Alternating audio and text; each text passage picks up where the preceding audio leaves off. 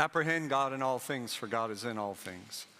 Every single creature is filled with God and is a book about God. Amen.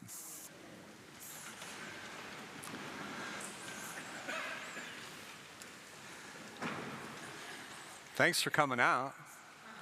Kind of rainy, so you never know. So thanks for putting forth the effort to be here. I think it was like 25 years ago, something like that. I did a class here around the Sabbath and really kind of focusing. I don't think people knew it was going to be about the Sabbath when they showed up, because I don't know if anybody would have showed up. But it was, part of the readings that we had been doing throughout a series of Sundays.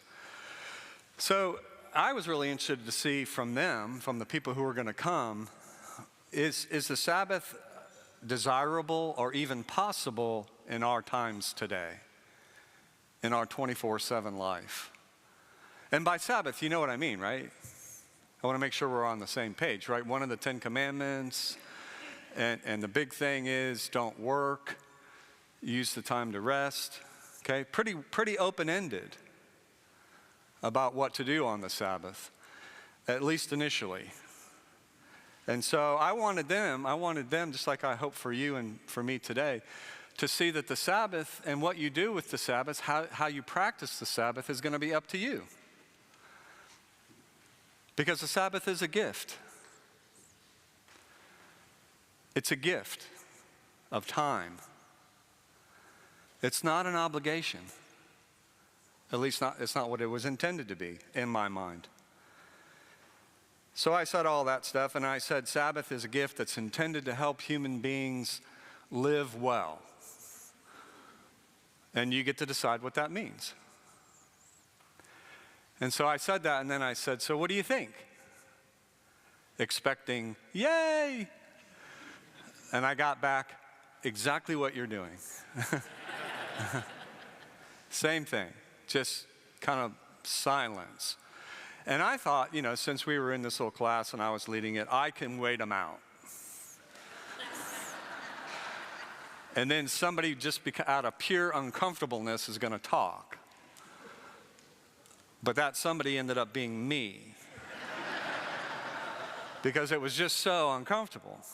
And so I thought, okay, well, I'll put some more flesh around the bones of the way I see Sabbath, based on how I try to practice it and the stuff that I've studied and on, okay? So I said, well, it seems to me Sabbath was intended to be, like I said, about rest, about rejuvenating yourself, and about deepening your relationships with God, with yourself, and with others. And that's just a few things. Because our spiritual ancestor says doing those things help us live life well. They help us live this human life. And Jesus' big line around the Sabbath is that, for me anyway, is that the Sabbath is created for humans, not humans for the Sabbath. The Sabbath is a gift, a free gift. It's not an obligation. And the only rule, I forgot to mention this, there is one rule, and the only rule is you can't work. You're not allowed to work. But you get to decide what that means. So then I said, what do you think? And it was silent. So I said, well, the reason I don't really want to define how to practice the Sabbath too much is because by the time Jesus comes around, there were all these rules and regulations that had been applied to the Sabbath by the religious leaders of the day. All these do's and don'ts. All these do this, don't do that. You should do this. And I guess some people really like that. But for me, the way I saw it was it's just a micromanaging of people. And I can't stand being micromanaged. And I feel it strongly when people try to do it to me. Do you? You like it? All right, well, like I said, some people really like a list of rules from the authority. So I said that. And then I said, well, there were the religious leaders, unfortunately, became like the police officers of Sabbath. Walking around, making sure everybody's not doing something or doing the right thing, or gosh. So then I said, like today's reading, right? Today's reading, a woman walks into the synagogue where Jesus is teaching. She can't even stand up straight. She's all bent over. She can't stand up straight, right? Jesus calls her over, the story says. Jesus calls her over and he heals her. So she can stand up straight. And she's so happy. And she gives thanks to God. And that's all she's doing is just praising God and being happy. And what a great life. And now I can live a more full life. And yes. And you'd think everybody would join in, right? But not the Sabbath cop. The Sabbath cop says, you did it wrong. You did the Sabbath wrong because I know and you don't know. You did it wrong. You worked on the Sabbath. And Jesus says, no, that's not right at all. I get to decide what work is on the Sabbath, not you. And you do too. Because the Sabbath is a gift, not an obligation.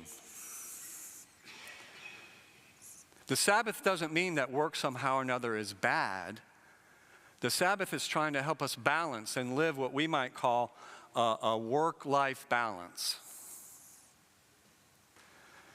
And that's why the only rule around the Sabbath is you can't work, because we work a lot. And that's a good thing.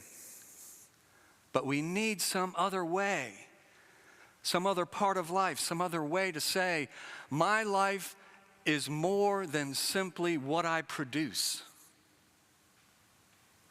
Who I am and what I produce are not the same things. I am more than that, and so are you. And the thing that the Sabbath does is it gives us the experience, the lived experience of not having to produce anything and seeing what your life is like because of that. The Sabbath, my friends, is a gift. It's a gift given to all of us. It's a gift to try to help us live life in a more full, whole, complete way. And the only rule is you can't work. And so I said similar stuff like that at the class. And finally, one dude raises his hand and he goes, "Can you cut the yard?"